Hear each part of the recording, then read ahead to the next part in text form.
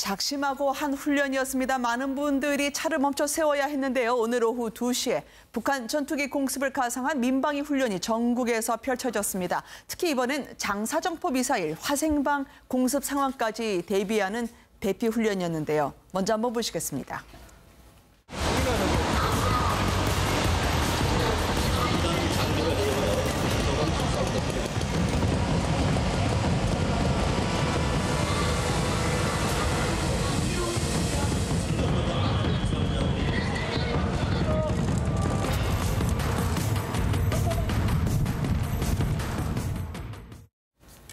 색깔이 있는 연기까지 동원을 하고요. 가상 적국기, 전투기가 떠올랐다는 것까지 상정했던 훈련이었습니다. 어떤 분들은 그대로 가시지만 또 어떤 분들은 터널에도 많이 들어가시고요. 고생들 하셨었는데 오랜만에 보지 않습니까? 공습 사이렌과 함께 말이죠. 예, 공습 사이렌과 함께 차량들이 전부 멈춰서고 또 대피소로 이렇게 피난하는 그런 훈련은 아마 최근 근래에는 거의 없었던 것 같습니다. 한 4, 5년 되지 않았나 그런 생각이 드는데 뭐 문재인 대통령이나 정부 관계자들 또 공직자들은 열심히 하시는 것 같은데 과연 시민들이 저런 훈련을 통해서 뭐 북한의 그런 그 핵 미사일 이런 위기로 인해서 어떤 우리가 안보 그런 불감증을 그동안 가졌다 한다면은 어떤 경각심을 갖는 것은 좋은데 실질적으로 과연 이런 전쟁이 났을 때 그게 효과적인 그런 훈련인가 하는 데에서는 조금 의문이 듭니다. 사실 뭐 화학전 뭐 이런 것은 아니라고 하더라도 장사정포라든가 또 미사일 이런 것이 발사됐을 때 과연 이 시민들이 우왕좌왕하지 않고 잘 대피할 수 있을지 또 그런 대피 시설이라든가 또 그 대피하더라도 상당 기간 머물 수 있는 뭐 의료 시설 또 음식 뭐 이런 것들 준비라든가 이런 것들은 좀 안 되어 있는 것 같아서 그런 부분은 좀 보완을 해 나가야 하지 않겠나 하는 생각이 듭니다. 유색 연막탄도 등장을 하고요. 지금 화면에 보니까 전투기를 가상에서 띄우고 문 대통령도 벙커에 들어가셨더라고요. 벙커에 들어가신 거는 박근혜 전 대통령 2014년인가요? 그 이후로 지금 처음으로 알고 있는데요. 사실 저도 오늘 최근에 이제 북한의 미사일 위협이나 뭐 정말 뭐 미국이 뭐 예방 뭐 타격 얘기까지 나오는 상황에서 국민들에게 이런 경각심도 좀 불러일으키고 이런 상황에서 어떻게 해야 되는지를 정확하게 알리겠다는 취지가 가장 강한 것 같은데 제가 정말 하나 묻고 싶은 게 혹시 집 주변에 대피소 어딘지 아세요? 아 그러니까 말이죠. 그러니까 일단은 그런 부분들을 좀 정확하게 알리고 그다음에 이제 아까 이게 15분간 공습 경보를 하고 이제 골든타임 5분밖에 안 된다. 그래서 지하로 대피하라. 지하로 어디까지 내려가면 안전하고 어떤 상황에서 그런 부분들에 대해서 좀 세세하게 정확하게 알리는 게 좀 더 중요하지 않을까. 오늘 물론 뭐 반드시 필요한 훈련이겠습니다만은 이런 보여주기 훈련도 중요하지만 더 중요한 건 국민들이 이런 문제가 발생했을 때 당황하지 않고 일사불란하게 움직일 수 있는 그런 시스템을 구축하는 것. 최소한 우리 집 주변에 있는 대피소가 어딘지는 알아야 되지 않겠습니까? 그런 부분이 좀 더 우선돼야 되지 않을까. 그런 부분이 조금 좀 아쉽긴 합니다. 그동안에는요. 사실은 이 민방위 훈련 여기에 대해서 별로들 생각이 없었어요. 이제 최근에 와서 북한이 이제 ICBM 이게 압박이 위협이 아주 더 이제 점점 더해지니까 우리도 좀 경각심을 가져야 되겠다. 이래서 정부 차원에서 대통령이 직접 앞장서가지고 그 문 대통령 말씀 그대로죠. 현대전은 국가 총력전입니다. 그러니까 모든 국민이 같이 전쟁을 같이 치르지 않고 뭐 현역 위주로의 전쟁은 이제는 생각할 수 없죠. 그 점에서는 올해부터라도 이렇게 이제 강화하는 건 좋고 이제 첫 술에 배부른 법 없으니까 오늘 일단 주요한 지점 또 중요한 거리 뭐 또 관공서 이런 위주로 이제 한 건 이제 좋습니다만 앞으로 지금 말씀하시듯이 대피소가 어딘지 정도는 알아야 되지 않을까 이런 생각이 듭니다. 안전 디딤돌을 확인하라고는 하는데요. 그 바쁘신 분들이 언제 다 볼 수 있겠습니까? 과거 훈련 받으실 때는 어떠셨어요? 민방위 훈련 말이죠.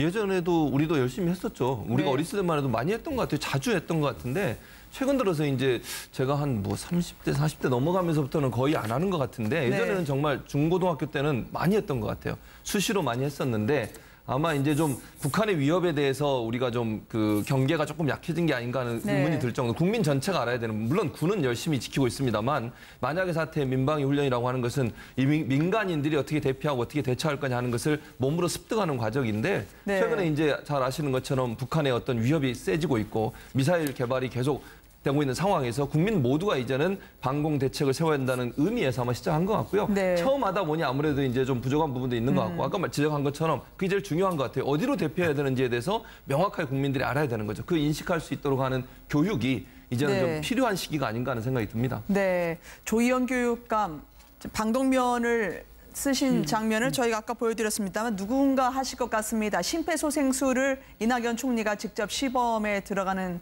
장면도 있었었거든요. 모든 내각이 총출동을 했고요. 배우들도 오늘 민방위 훈련 인증샷과 함께 적응에 애쓰는 것 같습니다. 특히 연예인들이 촬영을 하다가 차가 중간에 서야 되는 당황했던 일도 벌어졌다고요. 아까 여기 영상에 나왔는지 모르겠습니다만 한남대교에도 오늘 차가 한 대도 없었고요. 광화문에도 차가 없었어요. 다 차를 세웠어야 되는데 이제 이게 매년 뭐 1년에 몇 번씩 똑같은 이런 일들을 하다 보면 당연히 의뢰 세운다고 생각하면 아무도 당황은 안 할 텐데 오늘 아까 보니까 노홍철 씨 같은 경우에 뭐 20분 동안 이렇게 가만히 서 있어야 되나요? 막 이러고 굉장히 당황해했던 모습을 보여줬다라고 하는데요.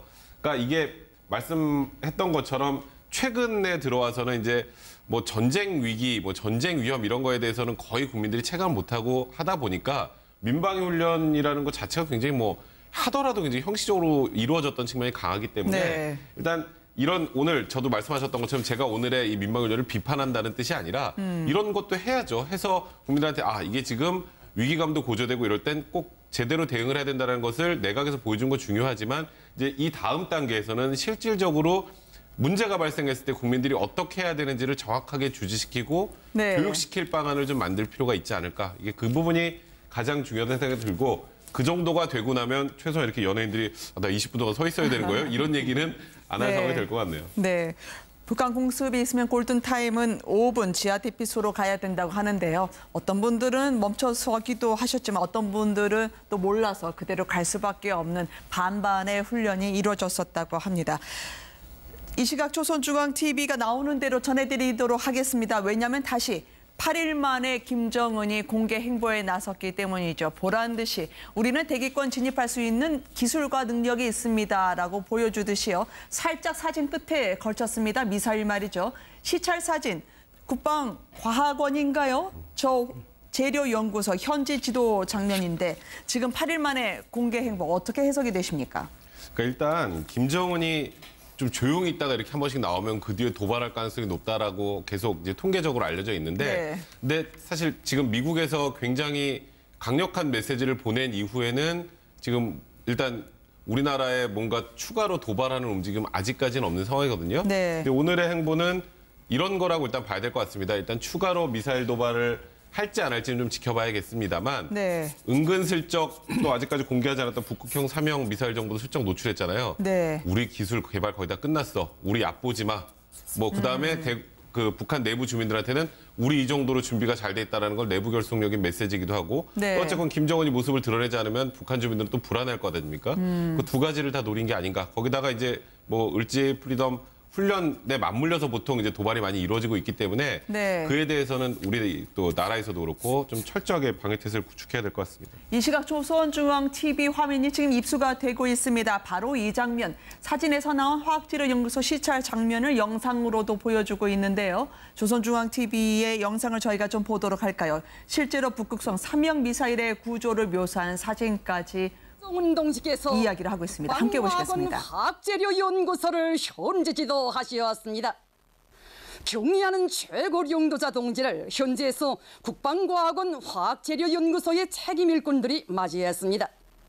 위대한 수령님의 1966년 8월 11일 교시에 따라 조직된 국방과학원 화학재료연구소는 위대한 장군님께서 2009년 6월 30일 몸소 찾아오시어 지난 기간 국방과학연구사업에서 이룩한 성과를 높이 평가하시고 첨단 무장장비 개발에 필요한 화학재료 연구 개발에서 나선 강령적인 가르치심을 주신 불멸의 영독적에 깃들어 있는 연구소입니다. 국방과학원 화학재료연구소에서는 화성계열 로켓들의 열보호 재료와 전투부, 분출구 재료를 비롯하여 각종 현대적인 무장 장비들에 쓰이는 여러 가지 화학재료들에 대한 연구 개발과 생산을 보장하고 이와 함께 지금 북한에 대해서는요, 김정은이 아무리 미국의 군사 공격이 있다 하더라도 멀쩡하게 본인이 은신하고 보호할 수 있는 도주 시나리오라는 게 있다라는 게 한 영국 언론에 의해서 공개가 됐습니다. 김정은이 정작 치고 빠지기일까요? 한반도 전쟁이 일어나면 중국으로 탈출할 구체적인 계획을 세웠다는데 그게 어떤 겁니까? 일단은 2대, 그러니까 비행기 1호기, 2호기를 항상 상시 대기해 놓고 있답니다. 24시간 김정은 있는 동선에 맞춰서 1호기, 2호기가 항상 대기하고 있고요. 24시간 언제든지 날아갈 수 있는 준비를 하고 있는데 거기 1호기에 탈 사람, 2호기에 탈 사람 이름을 적어놨어요.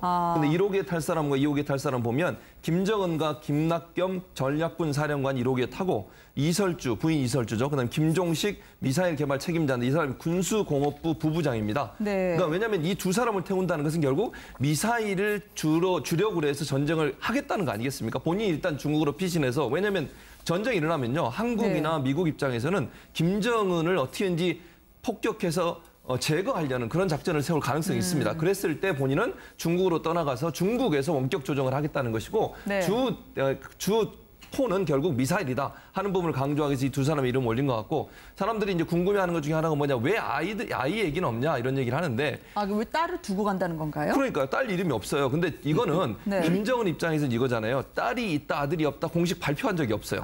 이게 사실 농구선 로드만이 우연히 인터뷰하다가 한 얘기가 김정은하고 이설주 사이에 딸이 하나 있다 이런 얘기만 했거든요. 근데 북한에서 공식적으로 이걸 인정한 적이 없어요. 그러니까 여기다 이름을 올리는 순간 그러면 김정은과 이설주 사이에 몇 명의 아들이나 딸이 있냐 하는 부분이 드러날 수 있기 때문에 그 들통나는 걸 반대하기 때문에 결국은 이름이 올리지 않는 게 아닌가. 최근에 이설주가 9개월 동안 공식석상에 나오지 않으면서 아들을 출산했다는 소문까지 지금 나오고 있거든요. 우리나라 국가정보원은 일단 딸만 있는 걸로 공식 확인이 됐는데 그런 차원에서 아이들 이름은 넣지 않은 게 아닌가 하는 생각이 듭니다. 물론 은신처를 정하고요. 본인이 미사일이든 뭐든 지시는 내려야 되니까. 태영호 전 공사의 전원을 간접적으로 전하면서 이루어진 보도입니다. 확인되진 않았습니다만 어쨌든 리더십은 그대로 갖고 가겠다. 어디 있었든지 살아있어야 된다라고 하는 김정은의 각오는 느낄 수 있는 대목일 것 같아요. 아주 상식적으로 생각을 하면 일단 이제 막 가상으로 뭐 미국이 폭격을 한다거나 전쟁이 나는 뭐 상황을 가정을 하면 김정은이 사망을 하면 전쟁에 의미가 없죠. 사실 북한 같은 경우는 특히 우리나라하고 또 다릅니다. 저기는 어쨌건 뭐 유일 영도 체제라는 표현을 써가면서 수령이라는 표현을 쓰는데 그러니까 본인이 어디선가 살아서 전쟁을 지휘하든 살아있는 모습을 보여야 전쟁이 계속 수행될 수 있기 때문에 뭐 이 시나리오가 사실인지 아닌지는 모르겠습니다만 어떤 방식으로든지 은신할 수 있는 공간을 확보하려고 할 거고요. 조금 전에 말씀하셨던 것처럼 아이를 버리고 간다가 아니라 아이는 공식적으로 있는 게 확인이 안 된 것뿐이고 그리고 뭐 만약에 아이를 데려간다면 그냥 저기 이설주 부인 이설주 타는 비행기에 같이 가지 않겠습니까? 그러니까 본인은 어떻게든 살아서 지휘할 그런 준비는 최소한 하고 있지 않을까 하는 생각이 듭니다. 그런데요. 중국으로 넘어가서 지휘를 한다? 이게 상당히 좀 어려울 거예요. 왜냐하면 중국하고 북한이 같이 지금 전쟁을 치른다면 또 모르겠지만은 북한만 우리하고 같이 만약에 전쟁 상황이 된다든지 이렇게 됐을 경우에 중국 영토 안에서 북한 전쟁을 지휘하는 상황이 이렇게 되면 중국 입장이 난처해지겠죠. 그리고 사실은 뭐 그러거나 안 그러거나 국경을 넘어 도망가서까지 지휘권을 또 지휘력을 계속 보유할 수 있을지 아마 이건 좀 어렵겠고요. 만약에 김정은이 정말 그 이설주 자기 부인 데리고 이 강을 넘어서 국경을 넘어갈 정도 되면 북한은 소멸한다 이렇게 봐야 되겠죠. 저도 같은 생각인데요. 뭐 태영호 전 공사의 얘기를 영국 언론이 지금 보도를 한 거 아니겠습니까? 뭐 태영호 전 공사가 어느 정도 정보를 갖고 있는지 모르지만 만약에 김정은이 중국으로 넘어간다고 하면 이미 정권이 끝난 것이죠. 과거에 임진왜란 때 선조가 중국으로 넘어가려고 했지 않습니까? 자기만 살려고. 다 백성은 버리고. 그래가지고 사실상 끝났는데 뭐 중국이 그 당시 명나라가 도와줘서 살기는 했습니다만은 북한도 주민들이 예를 들면은 김정은과 부인만 이설주만 싹 중국으로 내뺐다 하면 그거 가만히 있겠습니까? 그럴 일이 없는 거고 우리의 경우도 6.25 때 이승만 전 대통령 어땠습니까? 서울 사수한다고 해놓고는 싹 몰래 한강 이남으로 가가지고 그 얼마나 또 많은 역사적 비판을 받았겠습니까? 그러니까 하나의 뭐 가정으로서 이렇게 할 수는 있지만 현실적으로 이러한 상황이 오리라는 것은 예상하기는 좀 어려울 것 같아요. 그렇게 유독 해외 명품으로 아이를 키우고 그리고 리설주의 잠적으로 여러 이야기가 오가는 김정은입니다만 아마 이 보도가 사실과 관계없이 미국에 시사하는 점이 있다면 지하에 워낙 많은 거미줄 같은 대피로를 보유하고 있고요. 늘 김정은 주변에 연료 가득 채운 전용기 조금 전에 보여드렸습니다만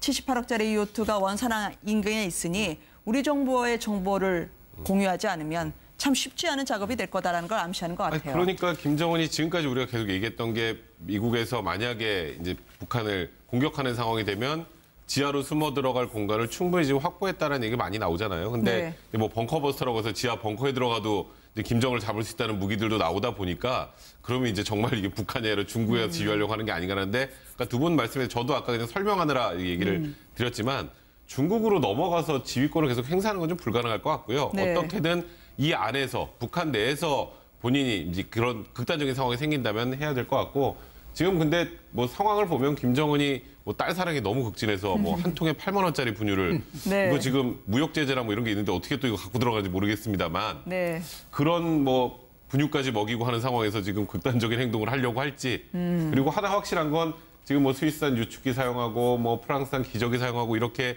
애지중지 키우는 딸을 놓고 최소한 중국으로 이 시나리오대로 한다고 하더라도 아닐 거라는 거 저걸로도 단적으로 좀 볼 수 있을 것 같네요. 미스터리 속에 쌓여 있습니다. 행적이 뜸할 때마다 임신설이 있었던 리설주. 특히 이 안에 김정은의 생각. 다음 달 9일 북한 건국절에 추가 도발이 있을지 많은 분들이 25일 북한 성군절과 함께 주목하고 있는 시점인데요. 이 와중에 안팎으로 어려움을 겪고 있는 트럼프 대통령이요. 무언가 긍정적인 시사점이 북한으로부터 나올 것이다. 이게 뭘까요? 그리고 왜 이런 이야기를 던진 걸까요? 그러니까 트럼프 입장에서는 특별히 뭘 받았다기보다 기대하는 말이라고 저는 생각을 해요. 역시 협상의 하나일 수 있다. 그렇죠. 특별한 거라면 대화 아니겠습니까? 결국은 협상을 할 것이다라고 하는 것이라고 볼 수 있을 텐데 이제 트럼프 입장에서는 이렇게 얘기하고 싶은 건 지금 현재 지금 그 전까지만 해도 북한과 미국이 정말 강대강 대치 국면으로 계속 긴장감을 끌어올렸지 않았습니까? 그랬는데 안보리 결의안이 통과된 다음에 북한이 더 이상의 미사일 도발이나 핵 개발을 하지 않았어요. 그 말은 결국 미국이나 우리나라의 긍정적인 신호, 대화에 대한 의지가 있다는 점을 보여준 게 아니냐 하는 희망 섞인 말을 트럼프가 했다고 생각이 들고요. 지금 틸러슨 국무장관 같은 경우도 조만간에 어떤 다른 변화가 있을 가능성에 대해서 언급을 한 걸 보면 일단 북한 입장에서는 더 이상의 도발을 자제할 가능성이 있다고 미국은 판단한 것 같고 그럴 경우에 미국도 북한과 대화할 의지가 있다는 점을 공식적으로 북한에게 던진 게 아닌가 하는 생각이 듭니다. 이건 북한으로부터 뭘 받기 전에 일단 트럼프 입장에서는 우리도 북한이 원한다면 대화할 자세가 돼 있다고 하는 부분들의 메시지를 전해서 북한을 하여금 대화의 장소로 나올 수 있도록 끌어들이는 그런 역할을 할 수 있는 발언이라고 생각이 됩니다. 근데 우리가 좀 주목해 봐야 될 것이 뭐냐면 북한은 여기서 이 상황에서 다시 ICBM을 발사한다든지 핵실험, 6차 핵실험을 한다든지 이런 상황이 되면 정말 이제 감당할 수 없는 상황이 조성될 수 있다. 이런 위기감을 갖고 있을 거란 말이죠. 그럼 과거에도 보면 말이죠. 미국이 정말로 일점 불사 이 정도까지 갔을 때는 대화 모드로 돌았습니다. 그래서 대화 좋다, 대화하자, 협상하자 이러면서 뒤로는 여전히 왜냐하면 시간을 벌어야 되니까 핵 개발대로 추진하고 ICBM은 ICBM대로 하고 지금 이번에 북극성 3형이라고 그러잖아요. 이것도 앞으로 정말로 실험 발사할 계획이 있다면 이건 발표할 필요가 없죠. 그러니까 이렇게라도 위협을 가하면서 우리가 충분히 개발했다는 것을 보여주는 거지. 그래서 앞으로 지금도 뭐 최 교수도 말씀하시지만 앞으로는 북한이 협상 모드로 돌아갈 가능성이 좀 더 높아진 거 아니냐 이렇게 보여집니다. 저도 짧게 한마디 말 붙이면은 트럼프의 대북 정책이 뭔지를 모르겠어요. 그동안에 미국의 기본적인 원칙은 한반도 비핵화가 그런 의지가 있으면 대화를 한다겠고 거기서 조금 더 양보를 해갖고 핵 개발이라든가 또 이런 미사일 도발을 중단하면은 대화 의지가 있다고 그랬어요. 대화를 할 용의가 있다고. 그래서 상당히 저쪽에서 거의 백기 항복하다시피 하면은 우리가 대화하겠다고 하는데 지금 트럼프라든가 틸러슨의 얘기를 들어보면은 북한이 대화만 해주면 나 얼른 테이블에 가서 앉을게. 이거 뭐 그럼 무슨 지금까지 해온 미국이라든가 우리의 노력들이 뭐냐 이거예요. 유엔 제재라는 게 결국은 핵이라든가 미사일 개발을 중단 내지는 폐기시키기 위한 비핵화를 전제로 한 건데 그런 얘기들은 이제 쏙 들어가 버리고 현재와 같은 위기 상황. 어떻게 보면은 안보 위기 상황이랄까 그런 것들을 피하기 위해서 이렇게 대화에 매달리는 듯한 모습을 보이고 특히 트럼프 같은 경우도 지금 국내 사정이 어렵지 않습니까? 지금 뭐 탄핵 얘기가 나올 정도로 그런 상황 속에서 정치적인 판단에 따라서 대한 정책, 대북 정책을 지금 펴고 있는 것이 아닌가 그런 차원에서 저는 상당히 우려를 금치 못하고 있습니다. 네. 매일매일 달라져서 말이죠. 한반도 상황이 매일같이 출렁일 수 있는 참으로 서글픈 이야기 중에 하나였었습니다.